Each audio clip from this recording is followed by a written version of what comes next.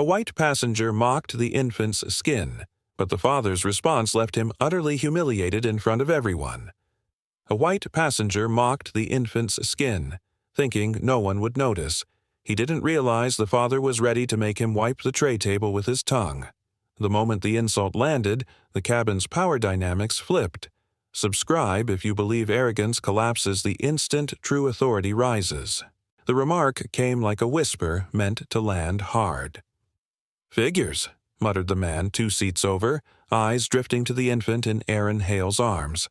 "They always travel alone." Aaron didn't look up. He adjusted the edge of the knit blanket covering Noel's legs, making sure the soft fabric wasn't bunched near the buckle. The cabin light overhead flickered briefly, returning to normal in a blink, but to Aaron, the moment lingered. Not because of the light, because of the tone. A subtle drop at the end of the sentence, like a hook cast into silence. He didn't need to glance sideways to study the speaker. He'd already done that boarding. White male, mid-40s, broad-shouldered with a business jacket that didn't quite hide a casual entitlement. Brant Lorne, if Aaron had matched the boarding pass to the overhead bin placement correctly. The man had made a show of standing too long in the aisle, letting others squeeze past, chuckling at his own text messages, knees deliberately wide in seat 14D. Noel stirred in his arms but didn't cry. Just a little rustle and a sigh, the kind of tired exhale only a baby could make without apology. Aaron smiled faintly and rubbed his son's back, a motion more soothing to himself than the child. From the corner of his eye, Brant leaned forward, pretending to stretch. Another glance at Noel. Another smirk. "Didn't think they allowed bassinets in economy," Brant said louder this time, aiming his words not just at Aaron, but at the cabin. Aaron still didn't respond. His silence wasn't submission. It was insulation. The hum of the engines had steadied after ascent.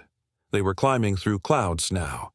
Tray tables clicked as seatbelts came off, and overhead lights dimmed to a muted amber. A cocoon of calm settled in. Or would have, if not for the undercurrent of tension leaking from one man's smirk and another's stillness. Aaron cataloged the layout. 2 exit rows behind, 1 call button above. 3 cameras, 2 visible, 1 concealed in the corner of the bulkhead panel near the cockpit. Most would miss it. He didn't. The watch on his left wrist, ordinary to others, contained a passive audio buffer and timestamp module, installed quietly during his consulting years. Redundant backup. Not for paranoia, but for patterns. He had once helped design this airline's logistics route algorithms.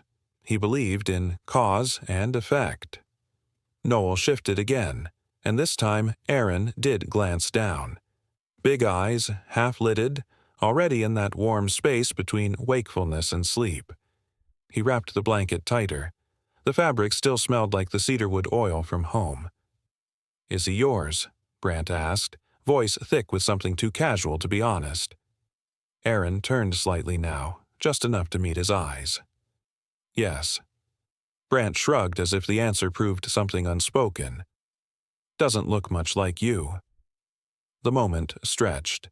A beat, then 2. Aaron breathed in and nodded slightly as if acknowledging weather, not insult. He turned back to his son, resettling the blanket and brushing his thumb lightly across the boy's temple. He had learned long ago that timing was everything. The world didn't reward outbursts, it recorded them. Passengers nearby remained quiet, pretending not to notice. One young man across the aisle tapped his phone with greater urgency. An older gentleman adjusted his glasses and stared at the back of the seat in front of him as if it held answers. The unwritten rule of enclosed public spaces. See nothing, say less. Aaron understood. He didn't blame them. Silence was comfort. But silence could also be strategy. He reviewed the possibilities. If Brant escalated, Aaron could press the call button. But then what? An awkward visit from a crew member who might misread the situation. A report filed and forgotten? No. The first move could not come from him. It had to come through him, seen by others, undeniable. Still, he logged everything: the cadence of Brant's voice, the angle of his leaning shoulder, the way he folded his arms as if waiting for validation. There was no rage in Aaron's chest, only calculation. He had walked too long in rooms that underestimated him to react on impulse now. He shifted slightly in his seat, enough to see Brant's reflection in the window's glass. The man smiled again, smug, shallow, untroubled, mistaking silence for weakness. "Didn't mean anything by it," Brant added suddenly, tone mock innocent. "Just saying. Lot of kids these days don't know who their real—" Aaron's hand tensed over the edge of the carrier. Noel murmured, sensing something change in the air. The cabin lights dimmed another notch. Somewhere behind them, the curtain to the galley rustled as a crew member moved through with a beverage cart. Time slowed. Aaron didn't speak. He didn't move, but inside, the chessboard aligned. He traced every exit route, every recording angle, every witness face, even the one pretending to sleep but clearly listening under closed lids. The moment wasn't ripe yet, but it was coming. It always did. Noel's breathing returned to soft rhythm. Brant exhaled, confident. "Didn't think you people traveled so quiet." Aaron didn't blink. He kept his eyes on the small, steady rise and fall of his son's chest. The smirk widened one last time, and in that silence, the shape of the coming storm revealed itself. Not loud, not sudden, but inevitable. Silence, Aaron knew, was only the opening move. Some men mistake patience for permission. Brant Lorne leaned farther into the aisle, his left elbow jutted out like a flag claiming territory. The seatbelt light was still on, but he sat at an angle, legs spread wider than necessary, gaze fixed on the infant beside Aaron Hale as if the child's presence offended the geometry of his world. His voice broke the low murmur of the cabin. "Didn't know they let 'em board first class with accessories," Brant said, flicking his eyes from Noel to Aaron and back again. A few rows ahead, a cough tried to bury the sentence. It failed. The words hung like smoke in stale air. Aaron didn't react. His posture remained relaxed, almost casual, one hand lightly resting on Noel's carrier handle, the other adjusting the soft gray blanket that shielded the infant's legs from the cold draft crawling up through the aisle. But behind his stillness, gears turned. Not yet. Not now. Brant chuckled to himself. "Bet he cries in 2 pitches, huh? That what you people do? Teach 'em music early?" Another smirk, sharper this time, followed by a glance toward the rows behind him, fishing for a laugh that never came. A man across the aisle shifted uneasily, eyes darting to the seat back in front of him. Another adjusted his headphones without turning the volume up. They all heard it. None spoke. Aaron's fingers tightened around the carrier's handle for a breath, then released. His right thumb brushed over the underside of his watch face. No clicks, no beeps, just a silent tap on the embedded sensor. A red dot pulsed, unseen by anyone else. Recording, now. Noel stirred, a small whimper muffled under his pacifier. Aaron leaned down, his cheek brushing the soft curls atop his son's head. "It's all right," he whispered so only the child could hear. But the words were for himself, too. Not yet. Soon. Brant wasn't done. He twisted in his seat, half-turned toward Aaron. "I mean, he's kind of light, huh? Thought babies like that came out. Darker." Aaron looked up. Calm. Measured. Brant froze under the sudden eye contact only for a moment, then smirked again, emboldened. The man liked games he thought he could win. A flight attendant passed, the male one, younger, crew-cut, badge reading Karis Morn, but he only gave a half glance before continuing toward the galley. Aaron saw the hesitation in the attendant's step, the slight pause that betrayed awareness. But no action. Not yet. Another obstacle. Another variable in play.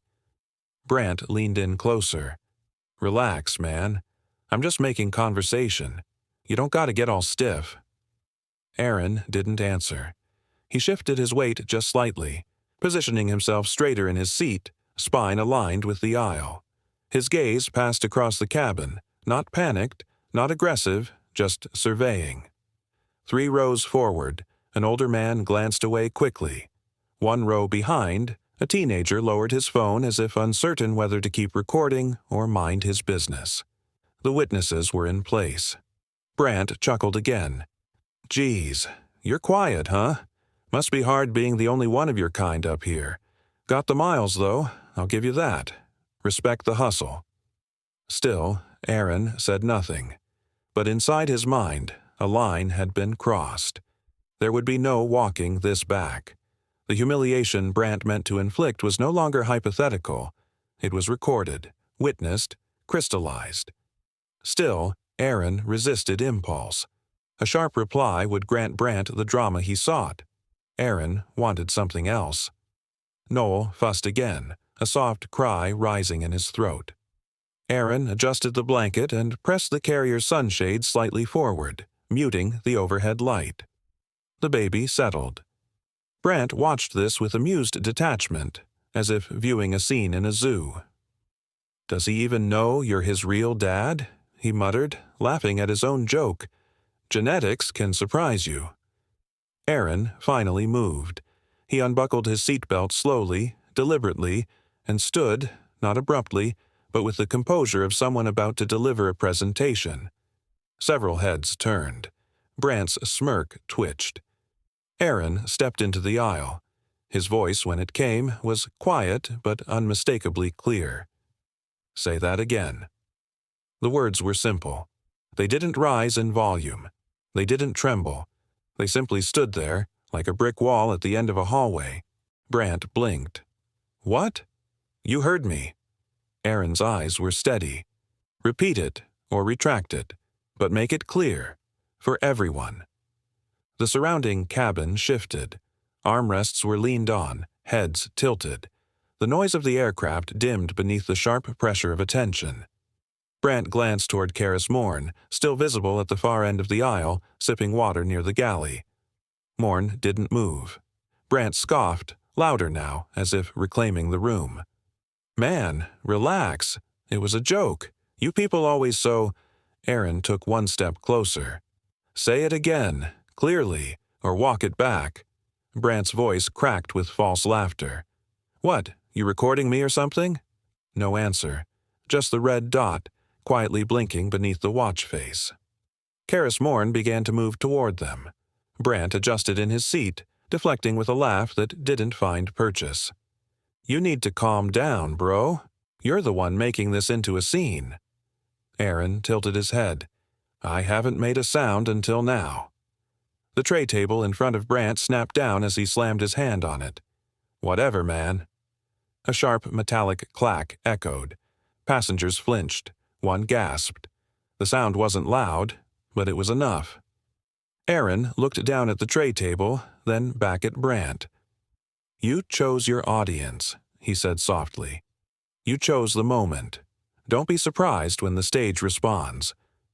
Brant sneered, trying to recover the momentum, but Aaron's presence in the aisle changed the geometry of power. He wasn't blocking it. He wasn't threatening. He was just standing. Calm. Tall. Watching. Aaron turned his head slightly toward Karis, who had arrived and now hovered uncertainly. "Everything all right here?" Karis asked, his voice tight, his eyes scanning both men.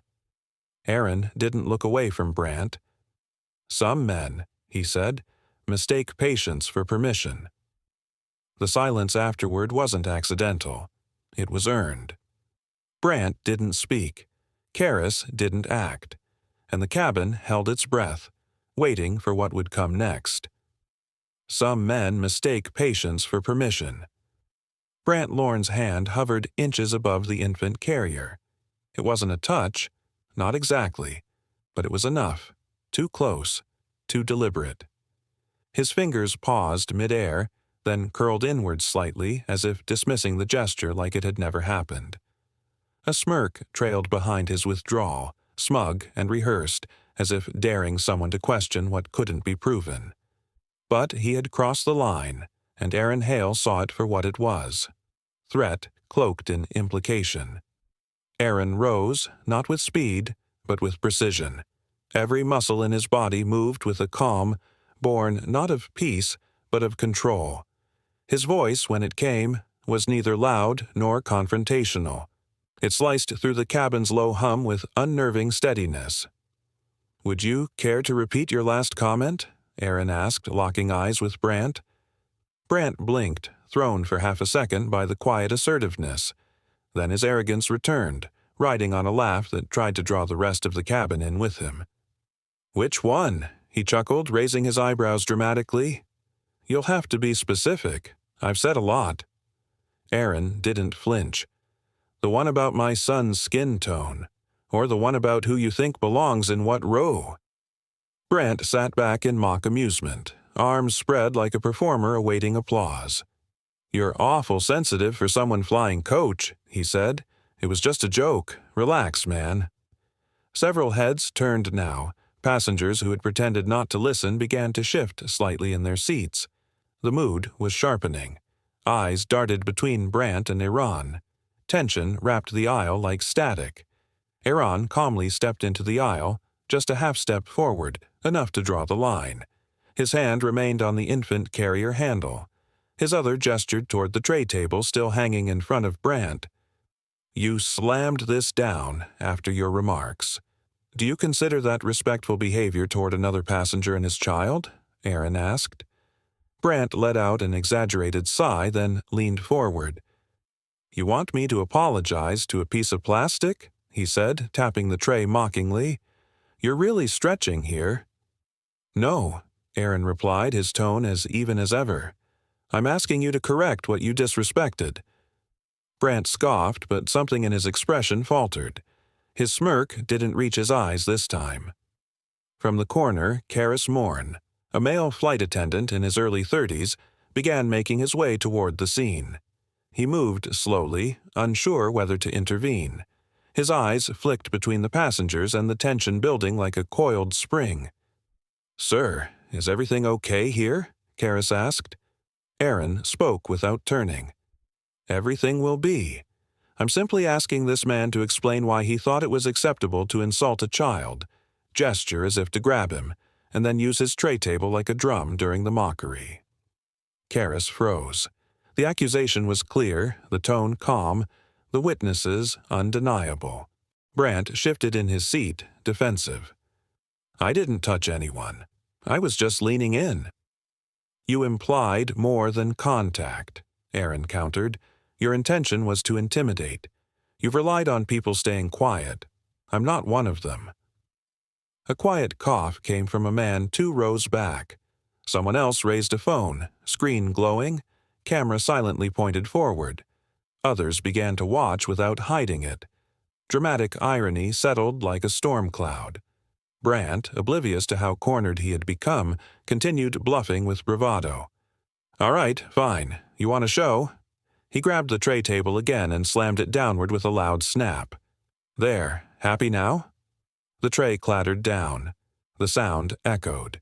Aaron didn't blink. "That's not correction. That's repetition. You've proven the point." He stepped forward just enough to be eye level. "You will wipe it down. Thoroughly. Publicly. And you will not speak another word in my son's direction for the remainder of this flight." Karis's eyes widened. "Sir." Aaron raised a hand. "Let him choose." Brant's mouth opened, but no words came out. The weight of stares pressed in on him from every side. He scanned the cabin, looking for support. He found none. Even the passenger beside him leaned slightly away. "You've been loud long enough," Aaron said softly. "Now you have a chance to be quiet with dignity, or loud with consequences." Brant looked at Karis, then back at Aaron. "Are you serious?" Aaron's expression didn't move. "Completely." The stillness that followed was surgical. The plane hadn't hit turbulence, but the cabin shook with tension. And then Brant, jaw clenched, muttered something under his breath, reached for the disinfectant wipe tucked into the seat pocket, and began wiping the tray table. Slowly, methodically. Every eye watched him. Aaron said nothing more. He stood still, guarding the infant carrier, gaze fixed forward like a sentinel at rest but not asleep.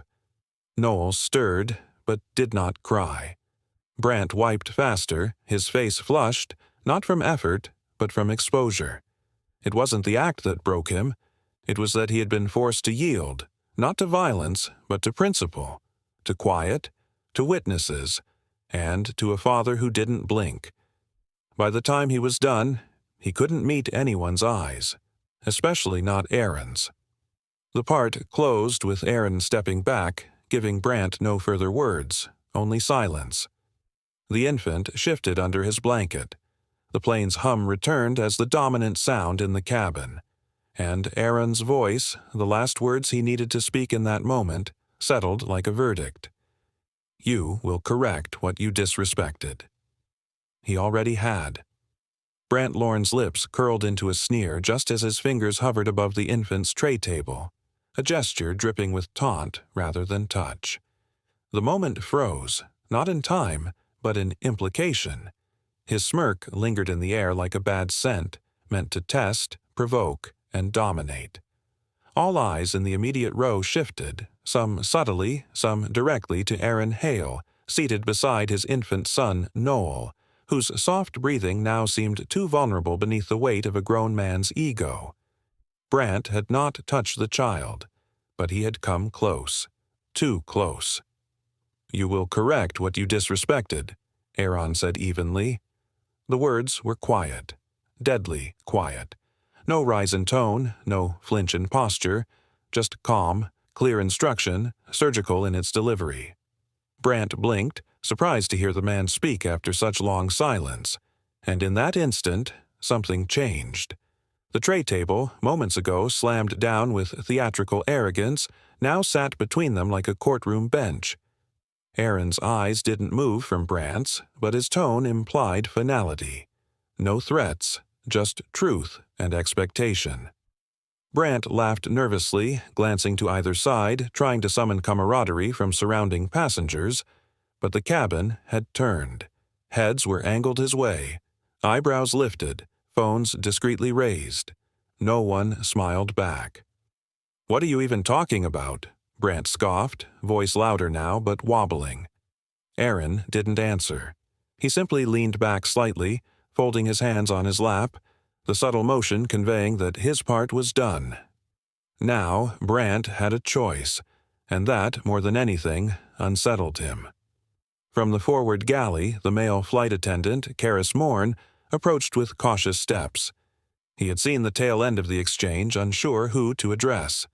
His eyes bounced from Brant's clenched jaw to Aaron's still expression. Karis opened his mouth to speak, but paused when he noticed multiple passengers recording. His authority teetered on a fragile line. Brant's bravado flickered. His eyes darted back to the tray table. "You want me to—" "What?" he asked, voice quieter, unsure now. "You made a mess of it," Aaron replied, nodding toward the tray surface that Brant had deliberately smacked, splashing a drop of water and rattling a rattle toy that had been resting there. "You will wipe it down, with your own napkin. Now." The passenger smirked, confident his cruelty would go unpunished, unaware that every movement, every witness, and every second had already been anticipated by a father who doesn't tolerate disrespect to his family. If you believe abuse under privilege always folds when strategy meets unstoppable authority, hit subscribe now, because justice never hesitates. It wasn't the act itself, it was what it meant. The reversal. A man who had tried to mock a child's presence now being told to serve dignity, not erase it. And the cabin, sensing the weight of the moment, held its breath. Brant's cheeks reddened. His pride flared. For a second it seemed he might lash out, make the situation worse. His knuckles whitened as he gripped the armrest. Then he saw a phone light flash in the corner of his vision, and another, and another. Dramatic irony screamed in the silence. The louder he resisted, the clearer his guilt would become. With a reluctant grunt, Brant reached into his front seat pocket and pulled out a napkin. he hesitated again. The tray table stared back at him, a mirror of his own choices. Then, with a quick motion, he wiped it, once, then again, grinding the napkin harder than necessary, as if punishing the plastic instead of himself. Noel stirred, but didn't cry. His small fist waved once in the air and fell back onto his blanket. Karis Morn remained frozen a step away, unsure whether to interfere or let the moment conclude. Aaron watched Brant closely, not with triumph, but with certainty. There was no need to gloat. The lesson was already landing. The cabin remained quiet. Even the engine hum seemed subdued under the weight of collective witnessing. The man who had tried to dominate now couldn't meet anyone's gaze. His neck remained stiff as he tucked the used napkin awkwardly into his shirt pocket, unsure what to do with it. Aaron didn't move until Brant sat fully back into his seat, smaller than he had been just minutes before. Then, and only then, did Aaron gently adjust Noel's blanket with one hand and turn his attention to the window. He didn't speak again. Brant shifted uncomfortably in his seat, the silence around him no longer passive but judicial. No one clapped. No one said a word. Yet the verdict had been delivered and served. In full view, with no court, no gavel, just quiet power, timed and precise. The tray table, now clean, had become something else entirely, and as the hum of the engines reclaimed the cabin's rhythm, as if nothing had happened, Aaron's voice echoed only in memory, soft, clear, and final. Humiliation, when earned, teaches faster than anger. The flight cabin was silent, oppressively so after the act was done. Brant Lorne sat stiffly in his seat, face flushed, the tray table wiped clean by his own trembling hand moments ago. The silence around him wasn't relief. It was judgment, thick in the recycled air, unspoken but absolute. The quiet broke only when the flight attendant, Karis Morn, reapproached, this time with another male crew member trailing behind. The second attendant, older and more rigid in his stance, glanced between Aaron and Brant with the caution of someone stepping into a minefield that had already exploded. "Sir," Karis said, directed toward Aaron, voice taut with formal concern, "we've received a report of a confrontation." His eyes flicked downward to Noel, still asleep in his carrier, then darted back toward Brant, whose mouth opened as if rehearsing a narrative. Aaron didn't reply immediately. He simply turned his wrist slightly, stopping the audio recording on his watch with a subtle press. Then, without rising, he reached into the small satchel tucked beneath his seat and retrieved a slim, black device, his tablet, screen already active. He held it out. "Before you ask," Aaron said quietly, "this contains a full recording of the exchange, time-stamped with audio clarity, including witness reactions. I'd advise reviewing it before forming conclusions." Karis took the tablet like it was made of glass. The older attendant leaned over to peek at the screen. Together, they watched in silence for several seconds, Brant's voice loud, mocking, unmistakable. The earlier bravado now replayed as damning evidence, Brant's laughter echoing from the recording with a cruelty that sounded even sharper in retrospect. Brant stood halfway, one hand gesturing. "This is being taken out of context. I was joking. He told me to wipe the tray. I felt threatened." "You weren't threatened," another male passenger said suddenly from a few rows behind, a younger man in a blue windbreaker now standing. "You were showing off, and we all heard you. You crossed the line. Several times." A second voice joined. "I saw you lean over the baby. That wasn't a joke. That was intimidation." Brant's mouth closed. The confidence that once dripped from every syllable had evaporated, leaving only the stiff rustle of panic behind his eyes. He turned to Karis. "You're not going to just accept this ambush, are you?" Aaron spoke again, still calm. "It's not an ambush. It's documentation. If you'd like to add your own account, you're free to. But I would recommend reviewing the footage carefully. Truth doesn't bend for discomfort." Karras handed the tablet to the older crew member and took a step back, finally understanding he was no longer in control of the narrative, if he ever was. The power had shifted. Not to force, not to volume, but to precision. The atmosphere inside the cabin grew even denser as more passengers turned quietly in their seats, their silence no longer passive, but aligned. Phones had been recording, statements were ready, and through it all, the baby slept, shielded from the storm he had unknowingly survived. "I need to alert the captain," the older attendant said finally, and without waiting for agreement, turned toward the cockpit. Brant sank back into his seat. The muscles in his jaw clenched visibly, his gaze locked forward now. But the fight was gone. It had left him when control slipped from his fingers and was replaced with indisputable record. Karras remained, now less a participant and more a witness. "We may need to divert slightly," he murmured, not to Aaron or Brant, but as a general announcement to no one in particular. "Protocol when there's a passenger incident." Aaron nodded, eyes unmoved. "Do what you must." He reached down and adjusted Noel's blanket again, not because it had shifted, but because the motion was familiar, grounding. The child stirred only slightly, then continued sleeping, his breath rhythmic and peaceful in contrast to the cabin's electric tension. Karras moved away, and the murmurs began again, soft and restrained, as if the entire aircraft exhaled for the first time in 20 minutes. Aaron leaned back, resting his head momentarily against the seat. His mind didn't replay the confrontation. It analyzed its aftermath. He cataloged every decision when he'd spoken, how he'd framed his request, the volume of his voice, the precise second he presented the evidence. There had been no theatrics, only control. And now that control had shifted the axis of accountability. He knew Brant would try again, perhaps with crew, perhaps with law enforcement on the ground, but the outcome was already logged, backed up, and verified. Too many eyes had seen. Too many ears had heard. The plane began a subtle course change, not enough to alarm, but enough to confirm that procedures were now engaged beyond the cabin. Whatever consequences waited, they were already rolling forward, impossible to halt. A quiet male voice over the intercom confirmed it. "Ladies and gentlemen, due to a cabin-level incident, we will be making a minor route adjustment before landing in Belridge. We thank you for your cooperation." Aaron didn't flinch.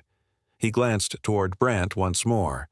The man was staring at nothing, his hands gripped tight in his lap, no words left to defend him. The mission was no longer about confrontation. It had turned to preservation, preserving the moment, preserving the clarity, preserving the truth. And in that truth, Aaron saw something settle into place, not anger, not even triumph, but a sense of stillness, like a door had closed without needing to be slammed. Noel shifted gently in his sleep, releasing a soft sigh. Aaron brushed a finger over his son's hand, just once. Some moments, he thought, and before the wheels touched the ground. The wheels hit the tarmac with a muted thud, followed by the jarring groan of brakes gripping the runway. The cabin swayed gently, but no one spoke. The earlier confrontation lingered in the air like static, unseen but deeply felt. A single glance exchanged between passengers said more than any announcement could. Something had happened up there, and it hadn't been ordinary. As the aircraft taxied toward the gate at Belridge Field, a male flight attendant's voice broke through the silence. "Please remain seated with your seatbelts fastened until the captain turns off the fasten seatbelt sign. Thank you for flying with us." But his tone lacked the usual robotic calm. It was taut, uncertain. Aaron Hale didn't move. He sat with his infant son Noel sleeping in his carrier, head gently resting against the soft curve of Aaron's forearm. His hand remained still, but his mind worked in layers. Behind the stoic expression, he was processing every step of what came next. His objective had shifted entirely, and this wasn't about confrontation anymore. It was about safeguarding Noel, preserving truth, and ensuring the moment that had passed could not be twisted into something else. From across the aisle, Brant Lorne sat slumped now, not in defeat, but discomfort. The smugness had drained from his face, replaced by an uneasy calculation. As the engines wound down, 2 uniformed male officials boarded the aircraft. Their navy blue jackets bore the Belridge Aviation Oversight seal, discreet but unmistakable. One of them, taller and square-jawed, whispered something to the flight leader before approaching row 18. "Mr. Lorne," the taller man said, his voice neutral but firm, "we'll need you to disembark with us before general deplaning begins." Brant blinked as though caught off guard. "I didn't," he began, then stopped. The weight of the cabin's eyes settled on him like a stone dropped into still water. Without further protest, he stood and followed the officers, walking down the aisle that had once felt like his stage. Only after he disappeared through the front exit did the remaining passengers begin to stir. "Passengers in rows 20 and above may now deplane," the flight leader said. Aaron waited until most of the cabin had cleared, cradling Noel gently. He stood, adjusted the carrier over his shoulder, and stepped into the aisle with the silent precision of someone who understood the importance of timing. As he stepped onto the jet bridge, the cold breath of the terminal air touched his face. It was not the chill that made him pause. It was anticipation. 3 airport compliance officers waited near the gate, all male, their expressions unreadable. One of them, shorter with thinning hair and a clipboard in hand, stepped forward. "Mr. Hale?" he asked. Aaron gave a small nod. "I'm Officer Malin Rook, Belridge Compliance Division. Would you be willing to give a statement regarding what occurred during the flight?" Aaron adjusted Noel's blanket. "Of course." "This way, please." They led him not to a holding room, but a quiet administrative lounge off the concourse, dimly lit and tucked between 2 closed conference rooms. The chairs were worn but comfortable, the table clean and bare. It was meant to look unassuming, but Aaron saw the cameras tucked discreetly into the corners. He said nothing. As he sat, Malin Rook lowered his clipboard and spoke carefully, every word chosen. "I've already spoken with several crew members and passengers. What's clear is that something unusual occurred mid-flight. What's less clear is the sequence of choices made by those involved. I'd like you to walk me through it." Aaron placed the carrier gently on the floor beside him. Noel remained asleep, one small hand tucked under his chin. "Before I begin," Aaron said quietly, "I've already backed up my recordings to 3 locations. 2 encrypted, 1 cloud-based. I'm not here to provoke anything. I just want accuracy." Malin didn't blink. Instead, he leaned forward slightly. "I assumed as much. That's why I asked for you personally." Aaron studied him now. The officer's tone was not routine. There was history behind his eyes. Something deeper. Malin continued. "This isn't the first complaint we've received about Mr. Lorne. 3 separate cases in the last 18 months. All filed, none followed through. Passengers disengaged, refused to submit statements, or disappeared from the contact list. Your file's the first to include timestamps and audio triggers. You understand what that means?" Aaron nodded slowly. "It means this was never just about 1 flight." Malin looked impressed. "Exactly." Outside the glass window, baggage carts buzzed by. Inside, silence thickened. "I'll ask you to recount the full incident in your own words," Malin said, placing a tablet on the table, screen blinking. "Start from the moment you sensed a problem." Aaron's voice didn't waver. "It began with a stare that lasted too long, then a remark about my son's skin. I logged the first incident at 11:22 a.m.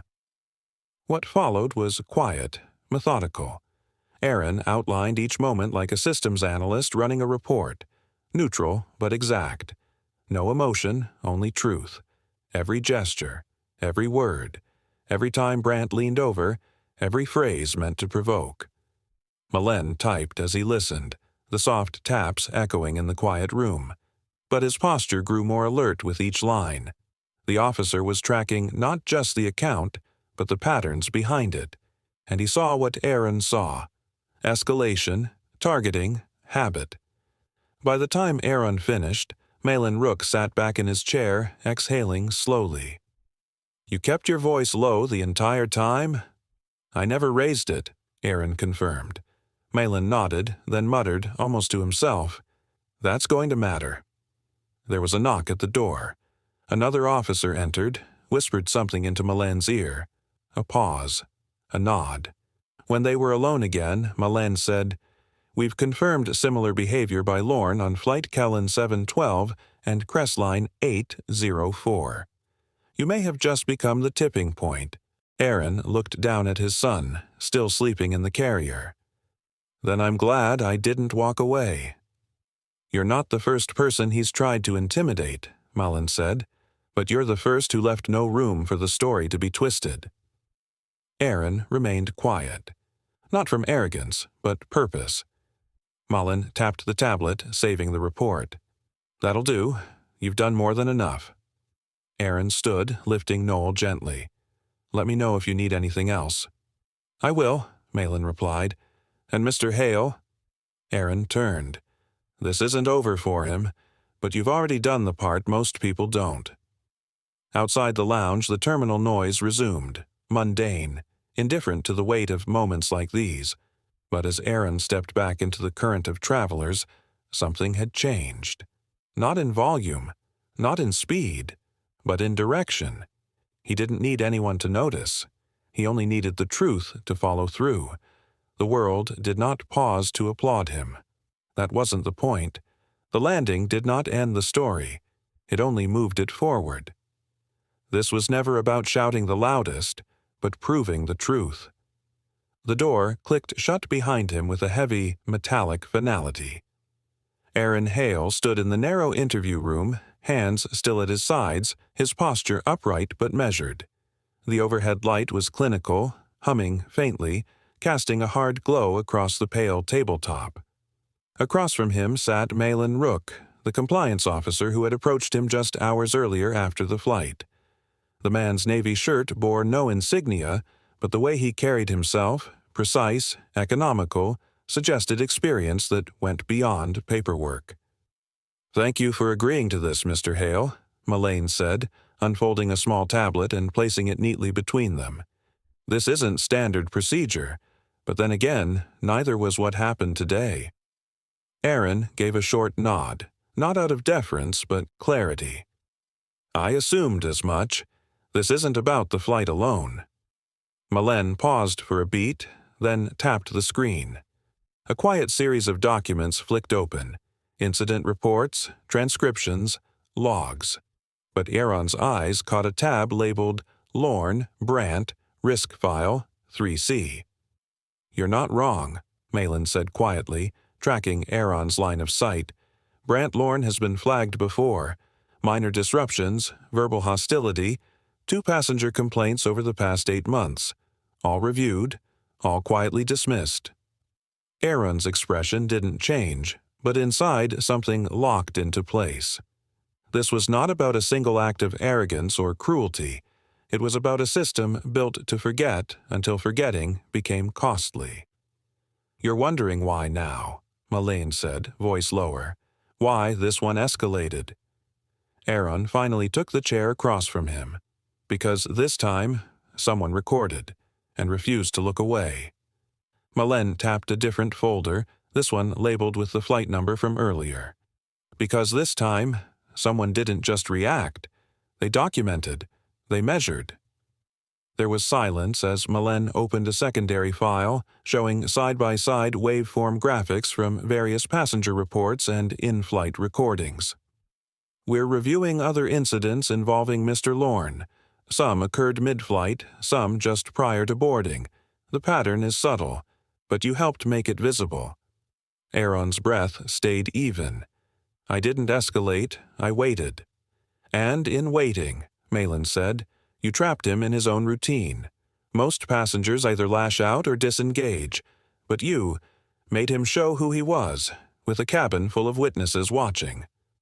For the first time, Malene's tone shifted, faintly respectful. Not admiration, but something close to it. Aaron allowed himself a moment of reflection. He had known instinctively not to respond to Brant's early provocations. Each time Brant had leaned in, each contemptuous smirk, each word disguised as humor, Aaron had filed it away. His stillness hadn't been surrender. It had been design. "He reached toward my son," Aaron said plainly. That's when it shifted. Malene didn't blink. It always escalates with someone vulnerable. Children, elderly, anyone who won't strike back. That's the pattern. The tablet's screen dimmed to black, and Malene folded his hands. "Would you be willing to provide a full formal account? Signed, time-stamped, digital, and physical? And we're preparing a review, not just of Mr. Lorne, but of how these patterns were ignored." Aaron nodded once. "I'll sign, but I need to know this isn't a file that vanishes when attention fades." "I can't promise headlines," Malin said, "but I can promise momentum." Aaron reached for the stylus, pausing only for a moment before writing. His testimony was precise, devoid of embellishment, but laced with detail. Every remark, every movement, every hesitation Brant had made. He noted when the cabin turned, when the phones lifted, when Karis Morn hovered but did not intervene. He detailed the moment Brant folded, humiliation broadcast by silence, not volume. The infant's name appeared once, carefully. Noel, a silent witness, unaware of the storm he had slept through. But in the file, Malin highlighted the moment Aaron placed his hand protectively on the carrier as Brant moved too close. "It will matter," Malin said, almost to himself. When the final signature was complete, Aaron pushed the tablet back. The air between them settled into something heavier, an understanding without need for further exchange. "One last thing," Malin added, rising with Aaron. "You've given us leverage. Just know that accountability at this level moves slowly, quietly." "I understand," Aaron said, adjusting the strap of the infant carrier. Malin opened the door for him. "Do you want to stay involved?" The question lingered longer than expected. Aaron looked down at Noel, still asleep, his chest rising gently beneath the soft knit blanket. "I haven't decided yet," he said. The hallway was quiet as Aaron stepped out, but the weight of the moment did not fade. He knew now that the incident would not disappear into soft-phrased memos or sealed apologies. His restraint had forced the system to act. And systems, once exposed, rarely retreat fully into shadow. He didn't feel triumph, only the sense that something irreversible had begun.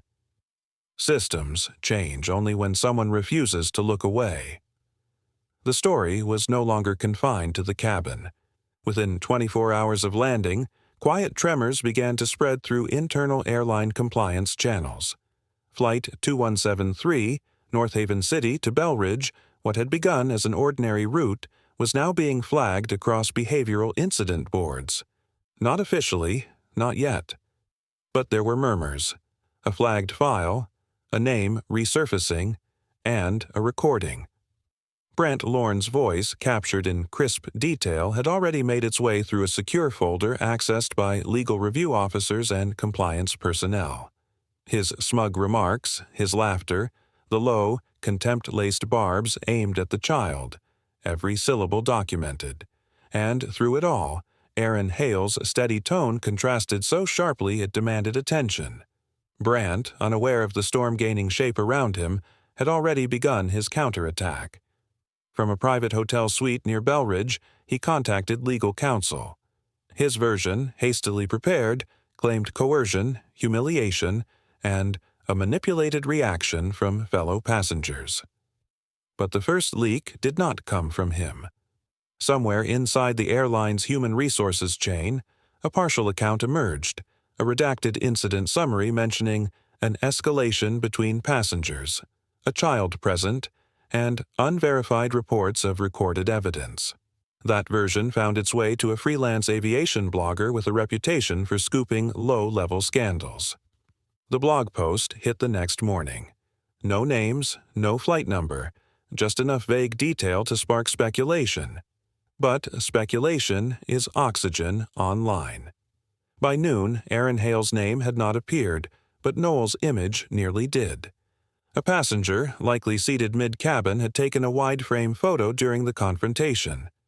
Aaron's hand was visible mid-gesture, Noel's infant carrier shielded between arm and seat back. The photo, blurred and dim, still captured the emotion in the cabin: tension, stillness, focus. The caption read, "Something powerful happened on our flight. A man stood up with words instead of fists. Respect." Aaron saw the post just hours after returning home. He stood in the kitchen, Noel asleep in the adjacent room, when his phone vibrated with the alert. The screen glowed. The photo stopped him cold. Noel wasn't fully visible, but Aaron knew this was only the beginning. He didn't panic. He sat down. He opened a secure folder already labeled Flight 2173_evidence. He sent one message to Malin Rook. "They've started. I want no media contact. Please advise how to block exposure for the child." Malin replied within the hour. No greeting, just direction. "Hold position. Don't respond. Larger review in progress. Brant's name is already circulating internally. Official action pending. You were right to record." By nightfall, more whispers turned into ripples. Employees across other regional branches began to share screenshots internally, photos, summary notes, snippets of what they assumed were official files. They weren't. The unofficial narrative was spreading faster than the real one. Aaron's phone rang again. A restricted number. He answered without speaking. "Mr. Hale," came the voice, measured even. "This is Officer Darren Marin from Aviation Conduct Oversight. I'd like to confirm that you've submitted your full account and recordings to Compliance Officer Rook?" "I have," Aaron said calmly. "There's now an internal cross-flag on Mr. Brant Lorne. You weren't the first. You were the only one with documentation. Charges are being reviewed." Aaron paused. "Is my son's identity protected?" Darren replied, "The footage confirms your son is never named, never clearly filmed. We're protecting all minor involvement. But there's pressure. Brant has attempted to preempt the narrative." "Then I'll say nothing," Aaron said. "Let the record speak." Later that night, 3 major passenger statements were released internally. Each described Brant's words with almost identical phrasing. All supported Iran. 2 included timestamps that matched his watch recording. The effect was surgical. No confusion, no inconsistencies. The story became irrefutable. By morning, Brant's temporary flight privileges were revoked pending a tribunal. It wasn't public yet, but internally it was clear. The organization could no longer shield him. Malin Rook sent one more message. Ban formalized. Internal memo signed. Legal notified. Charges being filed under harassment of a passenger with minor present. Section 12A. Aaron read the message in silence. Then he powered off his phone. There was no press conference, no victory headline, no triumphant declaration, just a quiet sense of correctness. The system had not failed. It had simply required patience. Outside the window, his son stirred in the crib, unaware of what had passed. Inside the house, peace returned slowly, earned, not given. Justice does not always shout, but it always arrives. The tray table incident had long since passed, but its echo lingered like the subtle hum of the aircraft engines Aaron could still remember. Steady, relentless, inescapable. Weeks had gone by. The media flare-up never came. There were no headlines, no trending hashtags, no spectacle. Just silence. A silence that stretched, deliberate and heavy, wrapping around the days that followed like a long exhale. And yet, within that quiet, something had changed. Aaron Hale sat at his kitchen table in the soft morning light. a lukewarm mug of tea untouched beside him. Noel's soft babbling came from the living room floor, where the infant busied himself with colorful blocks and a stuffed bear missing one ear. The moment was peaceful, but Aaron's mind drifted. He hadn't spoken about the flight to anyone outside of the investigators, not to neighbors, not to colleagues, not even to the pediatric nurse who'd noticed a new quiet behind his usual calm. The world, for all its chaos, had returned to its usual rhythm, but for Aaron, that rhythm now carried a different undertone, one of vigilant reflection. He had done what he needed to. He had protected his son. He had held the line between dignity and rage. The chime of his tablet broke the quiet. A message, secure channel, from Malen Rook. Aaron opened it, half expecting bureaucratic redundancy, another "thank you for your cooperation," or a cold summary of steps taken. Instead, it was a personal message, brief but weighted. Policy revision completed. Quiet implementation, no formal credit attached. But your role was significant. Your restraint accelerated review beyond expectation. I believed you'd want to know. Aaron read it twice, then again. There was no attachment, no badge, no signet of change. Just words, precise, careful, and somehow more meaningful than any press release.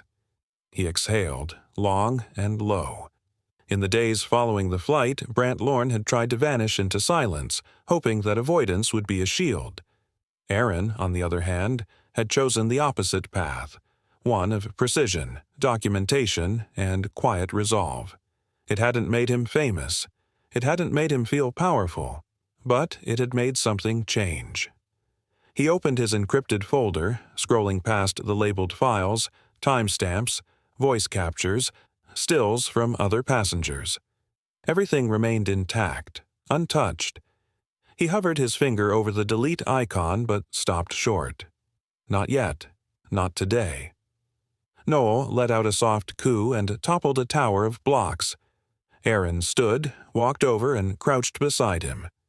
He adjusted the child's blanket, blue, lightly worn, same as the day of the flight. His hand lingered there a second longer than necessary. Not out of nostalgia, out of recognition.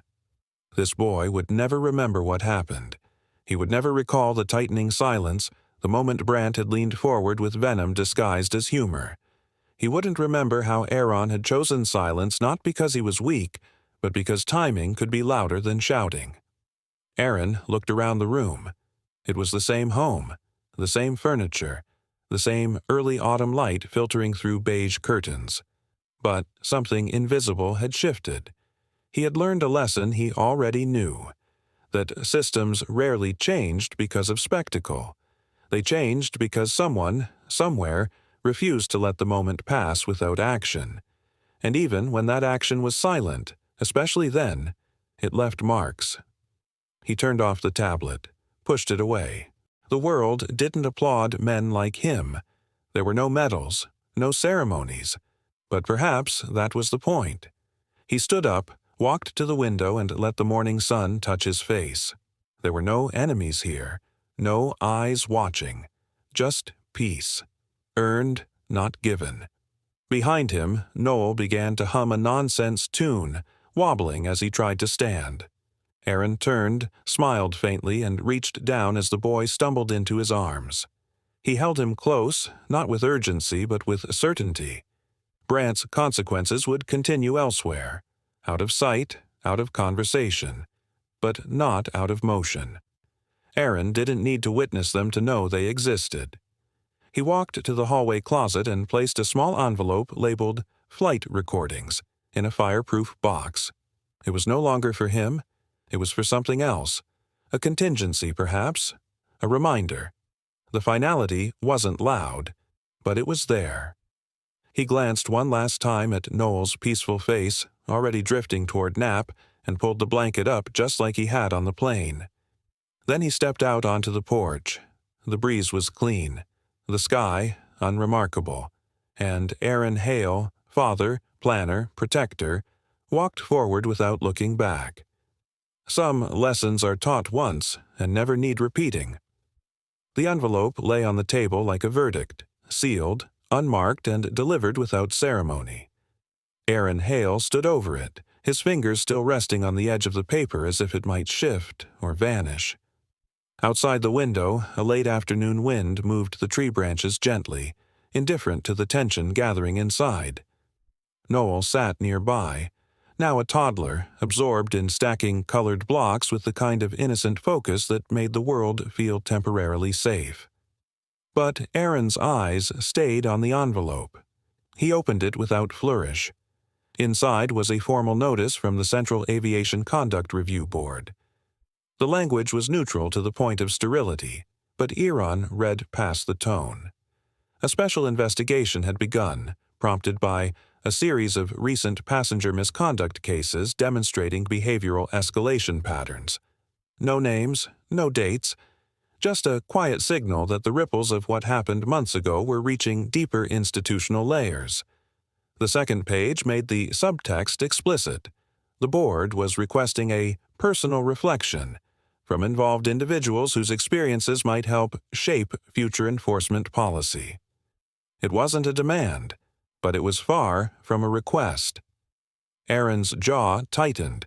They didn't want testimony, no courtroom, no hearing, no chance to challenge or defend. They wanted reflection, opinion distilled into insight. It was the kind of maneuver that looked like accountability but often veiled the system's reluctance to confront itself. He sat slowly, the paper crinkling in his hand. The wording was too careful, too rehearsed. Contribute to evolving protocols. Ensure better standards across future travel engagements. Aaron recognized the shape of it. It was the language of institutions protecting their own skin. He scanned the page again and paused at one phrase. Inspired by an anonymous catalyst. His eyes narrowed, a small breath escaping as he leaned back in his chair. So they still didn't know, or pretended not to know, that he had been the one to initiate the chain of consequences. Or perhaps they did know, and this was the system's way of letting him speak without formally acknowledging the cause. He looked over at Noel, who had now turned and was watching him curiously with wide, trusting eyes. Aaron folded the letter once and placed it beside his laptop. His thoughts churned like gears aligning. This wasn't about revisiting anger. It wasn't about Brant Lorne anymore. That man's voice, face, and presence had already begun to fade from relevance. The issue now was deeper, the silence that allowed Brant's behavior to escalate unchecked across multiple flights, the failure of early signals, the quiet apologies that replaced intervention, the patterns the system refused to interrupt until someone, finally, made them undeniable. He opened a blank document and stared at the blinking cursor. There were two roads before him. One was silence, the path of letting go, walking away now that the worst had passed. The other was the path of structure, of writing the kind of words that outlived emotion. Aaron chose the second. His fingers moved slowly at first, then with clarity. He began not with outrage but with cause and effect. He described the environment inside the plane not as a moment of conflict, but as a missed opportunity for early correction. He wrote about silence, the silence of bystanders, the silence of the crew, the silence that allowed hostility to grow in plain sight. He detailed how escalation didn't begin with yelling or threats, but with posture, with lingering stares, with the certainty that no one would intervene. He never mentioned Brant's name. Instead, he referred to the individual, keeping the focus on the system, not the man. Names invited pity or defense. Patterns demanded responsibility. Early intervention, he wrote, is not about punishment. It's about preserving dignity before it's threatened. It's not about siding with one person, it's about refusing to side with silence. He paused. Noel laughed quietly behind him, pressing a toy into the couch and giggling at its refusal to bounce. Aaron smiled faintly. He continued, drawing a line between restraint and weakness, between dignity and performance. He explained that systems must not wait for conflict to become explosive before they react. He framed his entire account as a cautionary equation: how delays in small responses lead to irreversible moments, how waiting until it's undeniable means you've already failed. At the end of the document, he wrote one final sentence, unadorned and firm. Preparation, not reaction, defines protection. He saved the file, attached it to the reply form, and clicked send. No signature, no flourish. The system would know. He closed the laptop and leaned back. Outside, the wind had settled. Noel had crawled into his lap without a word and curled into his chest, warm and trusting. Aaron held him there, unmoving. The silence in the room now felt different, earned, not imposed. This wasn't resolution, but it was enough. He glanced at the closed laptop one last time. The board's silence afterward feels deliberate. Preparation gives way to patience once more. Aaron senses this is the final lever. The story's ripples extend beyond faces and names. Change rarely announces itself when it begins. The message came on a quiet Wednesday morning. No chime, no fanfare. Just a sealed digital file embedded in an email with no subject line and a return address that looked government-issued, but generic enough to mean anything or nothing. Aaron Hale read it once. Then he read it again, slower. The contents were brief, no more than 6 paragraphs. But within those lines lay the weight of the journey he had lived through, the tension he had carried, and the silence he had defended. He stood in his small home office, the document glowing faintly on his screen. The infant who had once been the reason for everything, his son, Noel, now a toddler, laughed behind him in the living room, caught up in a cartoon's harmless drama. That sound anchored him. Stillness returned, but with it came the sense that something invisible had shifted. Aaron's eyes scanned the document's formal tone again. It wasn't labeled a thank you. It wasn't a judgment or a ruling. It was, in every legal sense, a procedural update. But it held something more. Effective immediately, it read, the Department of Civil Transport and Passenger Relations is implementing the Attached Conduct Reinforcement Directives, CRD, for use across all domestic carriers operating under the National Aviation Oversight Accord. These revisions are based on observed incidents and reflect evolving standards for in-flight passenger safety and dignity. He clicked on the attachment. A second document loaded, this one outlining a set of new protocols. Familiar ones. Too familiar. He scrolled through them, line by line. At first, he thought it was coincidence, but by the 4th paragraph, it became undeniable. Every measure, every procedural safeguard, every chain of escalation rule, every witness documentation clause, and the revised accountability structure for flight crews had roots in the suggestions Aaron had submitted months ago in quiet reflection. None of it bore his name. No footnotes, no acknowledgement, no byline. Yet it was all his. His restraint, his wording, his insight, now codified as infrastructure. He leaned back in the chair, the creak of the worn leather reminding him of the night he had drafted his written reflection. That letter, composed with careful restraint and intentional clarity, had not been a protest. It had been a blueprint, and someone, somewhere, had read it with more than a passing glance. Still, there was no ceremony in the delivery. No call, no article, no mention in public record. Only the protocols and the quiet note at the end. These adjustments are in effect as of this correspondence and shall remain under periodic review. That was it. He didn't smile. He didn't frown. He closed the file. Then, without hesitation, he pressed delete. He didn't need to keep proof. He had memorized every word. He turned from the desk and looked out the window where late morning light pressed against the glass, illuminating the edges of the bookshelf where old flight manuals sat beside childhood picture books. His phone buzzed once, a reminder for a logistics meeting later that day.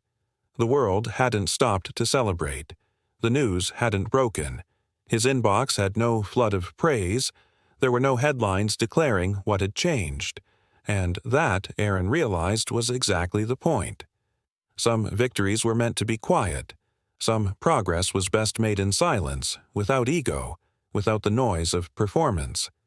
If the result endured, it didn't matter who received the credit. Behind him, Noel's laughter turned into a small, curious babble. Aaron turned to see the boy tugging at a soft blanket near the couch, wrapping himself up and falling back into a seated sprawl. The sight melted something in Aaron's chest, a simple, wordless reminder of why he had chosen to act without spectacle, because the boy would never know what had almost happened. And that was the victory. There was no need to keep score, no need to frame the moment in moral superiority. He had acted, documented, endured, and guided a system not by shouting over it, but by handing it the mirror of its own failings and letting it decide what to reflect back. He stepped into the living room, lifted Noel gently into his arms, and sat with him, folding the blanket around both of them.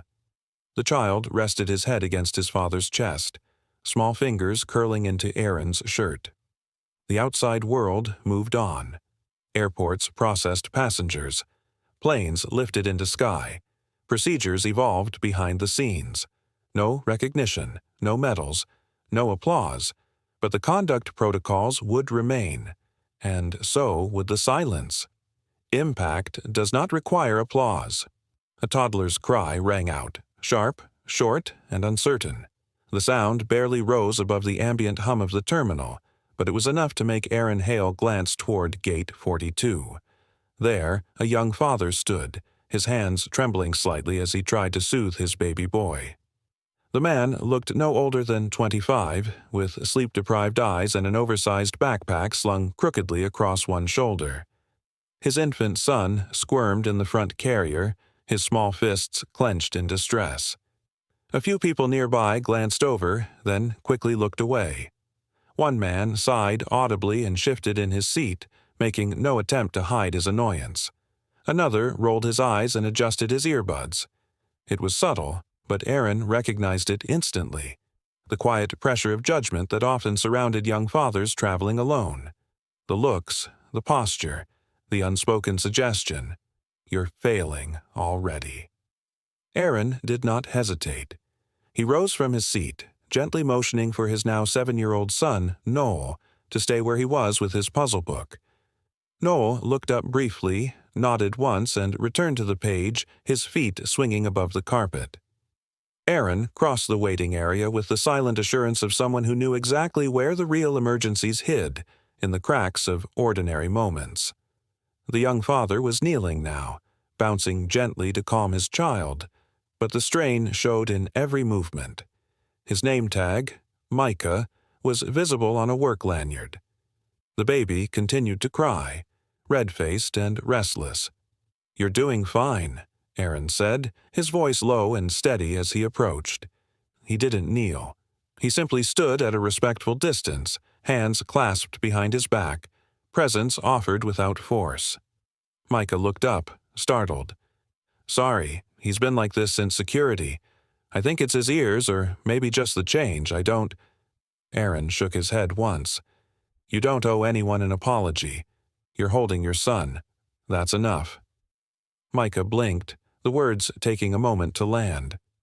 The baby's cries softened for just a second, distracted by the unfamiliar voice. A man across the aisle let out another loud sigh. Aaron turned slightly, caught the man's gaze, and held it, not with hostility, but with unwavering clarity. The man looked away, the confrontation dodged but recorded.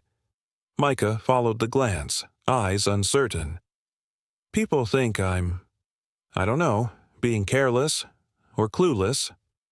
"They think nothing until someone tells them what to think," Aaron replied, "and most won't speak unless you go first." Micah nodded, but his shoulders stayed tense. "Still, I didn't expect it to feel this hard, or this judged. Because no one told you the rules were different for men like us," Aaron said quietly. "They just expect us to guess, and when we get it right, it goes unnoticed." The baby began to settle, his breathing deepening as Micah swayed gently in place. "You're doing fine," Aaron repeated. There was a long pause. The noise of the terminal, distant boarding calls, suitcase wheels on tile, the soft whir of air conditioning became backdrop to a silence that didn't feel empty. Micah finally exhaled. "Thanks. I don't even know your name." "Aaron," he said, then glanced back toward Noel. "That's my son. 7 now. He used to scream every time the cabin lights dimmed. I thought I'd never figure out how to help him." Micah followed his gaze and saw the boy, quietly reading, feet still swinging. "What changed?" "Nothing," Aaron said, "except me." Micah nodded slowly, absorbing that. Aaron took a small step closer, not invading, but anchoring the space. "The next time someone makes a face or mutters something under their breath, you don't need to prove anything.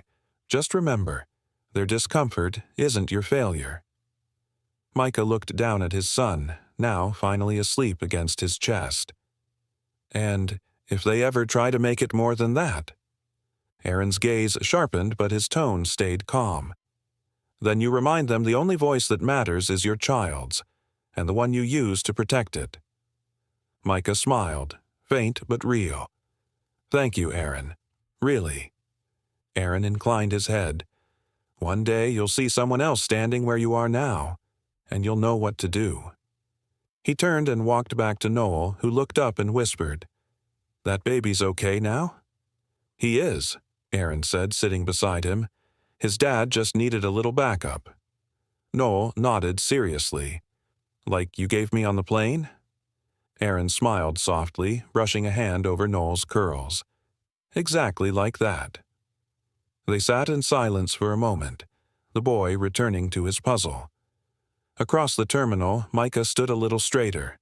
The whispers had stopped. The air felt lighter. And in that moment, Aaron understood something deeper than all the preparation, all the strategies, all the careful restraint he'd carried through the years.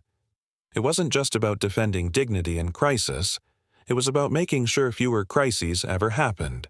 No escalation, no humiliation, no recordings. Just presence. Just prevention. The cycle didn't need to repeat when the wisdom of the past stepped forward in time. Aaron glanced down at his son again, feeling the tension dissolve into quiet pride. "Strength is knowing when force is unnecessary." Aaron sat at the edge of his son's bed, the light from the hallway casting a long, golden line across the floorboards. Noel, now older, slept soundly beneath a patterned blue quilt, his tiny chest rising and falling in calm rhythm. Outside the window, the night was still.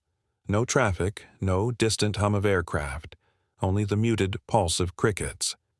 Aaron held the small recording device in his right hand, its red light blinking steadily as it waited.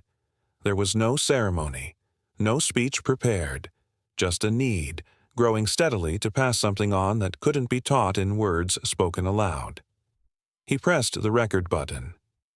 "This isn't a story about fear," he began, voice low, steady, "and it's not one about revenge either." His eyes didn't leave his son. "It happened on a plane," he said. "You won't remember it. You were too young, but something was said about you, about your skin, and I had to decide in that moment whether to let it pass or to make sure it never repeated." Aaron's voice didn't shake, but his fingers tensed ever so slightly around the recorder. His back remained straight, his shoulders unmoved, as though the act of sitting still required the same discipline he once used in a pressurized cabin, under strangers' stares and judgment. "I didn't yell. I didn't strike. I didn't shame anyone with my volume. I just asked a man to clean what he had disrespected." He paused. The air in the room thickened with silence. Not the uncomfortable kind, but the type that weighs with unspoken things.